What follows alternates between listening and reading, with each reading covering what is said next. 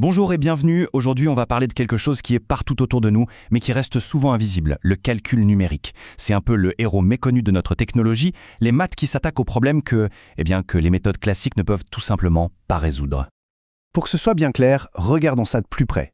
À l'école, on a des problèmes bien propres, du genre x²-4 égale 0. Facile, la réponse, c'est 2. Mais voilà, le monde réel, lui, il nous lance des défis bien plus tordus, comme ex-4x égale 0.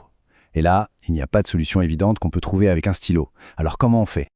Pour comprendre la solution, il faut d'abord réaliser une chose. La plupart des maths qu'on apprend en cours, elles existent dans un monde un peu idéal. Un monde où tout est net, où les réponses sont toujours exactes, où chaque problème a sa petite solution bien propre. Sauf que la réalité, elle, est beaucoup plus chaotique.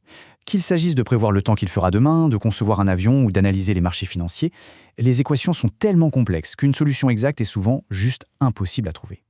Il nous faut donc une approche complètement différente. Et cette nouvelle approche, elle commence par un vrai changement de perspective. En calcul numérique, la première chose à faire, c'est d'accepter l'imperfection. Pas comme une faiblesse, non, mais plutôt comme une règle du jeu fondamentale. Cette citation résume tout en fait.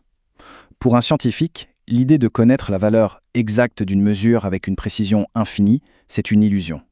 En d'autres termes, chercher la perfection, ce n'est tout simplement pas un objectif réaliste, ni même scientifique. Et là, il y a un mot-clé. Incertitude. Attention, ça ne veut pas dire qu'on a fait une faute de calcul. Pas du tout.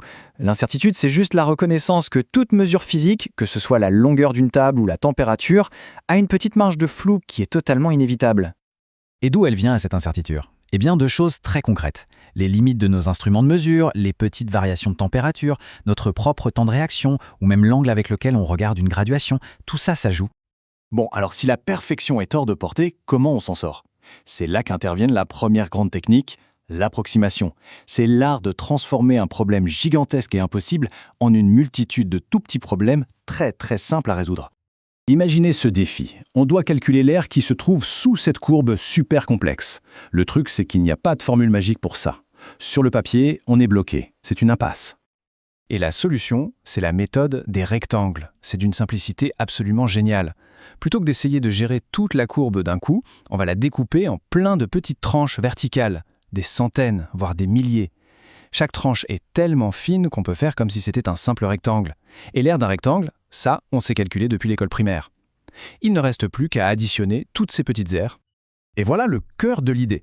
Évidemment, le résultat n'est pas parfait, mais plus on utilise de rectangles, plus notre résultat devient précis, plus il colle à la réalité. On sacrifie l'exactitude absolue, mais en échange, on obtient une réponse qui est pratique, puissante et surtout suffisamment bonne pour ce qu'on a besoin de faire. Allez, deuxième grande stratégie, l'itération. L'idée ici est assez simple. Si on ne peut pas calculer la solution d'un coup, eh bien on va la traquer. On va s'en approcher, pas à pas, jusqu'à la coincer. Souvenez-vous de notre équation compliquée du début. Les mathématiciens nous disent qu'une solution se cache quelque part entre 2,0 et 2,5. Le but du jeu, ce n'est pas de la trouver par magie, mais de resserrer l'étau autour d'elle, petit à petit. Pour ça, on a une technique redoutable, la méthode de la dichotomie. C'est une sorte de recherche systématique. Le principe, c'est de couper notre intervalle de recherche en deux, de vérifier de quel côté se trouve la solution et de jeter l'autre moitié. Tout simplement. Alors, on part de notre zone de recherche initiale qui va de 2,0 à 2,5. Première étape, l'algorithme teste le point du milieu, 2,25. Il se rend compte que la solution est forcément dans la première moitié. Alors hop, on peut éliminer toute la seconde partie de 2,25 à 2,5. Notre zone de recherche vient de diminuer de moitié. Et on recommence, on reprend ce nouvel intervalle, on le coupe en deux, on teste, on jette la mauvaise moitié. À chaque étape, la zone de recherche devient de plus en plus petite et on se rapproche de plus en plus vite de la vraie solution. Et c'est là que la puissance de l'informatique devient dingue. Ce processus, qui serait long et fastidieux pour un humain, un ordinateur peut le faire des milliers, des millions de fois par seconde. Ça lui permet d'arriver à une précision incroyable en une fraction de seconde. D'accord, la théorie, c'est bien, mais la vraie question, c'est à quoi ça sert tout ça ? Où est-ce qu'on trouve du calcul numérique dans notre vie de tous les jours ? Eh bien, la réponse est assez simple, absolument partout. Regardez un peu cette liste. Chaque fois qu'on regarde les prévisions météo, qu'on prend un avion, qu'on s'émerveille devant les effets spéciaux d'un film ou qu'on passe une IRM à l'hôpital, on profite, sans même le savoir, des résultats du calcul numérique. Toutes ces techniques d'approximation et d'itération tournent en permanence en arrière-plan de notre monde. Finalement, s'il y a une chose à retenir, c'est celle-ci. Le calcul numérique, c'est le pont qui relie le monde abstrait des maths pures et notre monde réel, qui lui est complexe et désordonné. C'est ce qui permet de transformer de belles équations en outils incroyablement utiles, capables de prédire et de construire.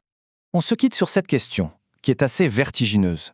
Chaque grande avancée, chaque nouvelle technologie repose sur notre capacité à trouver des solutions suffisamment bonnes à des problèmes qu'on pensait insolubles avant.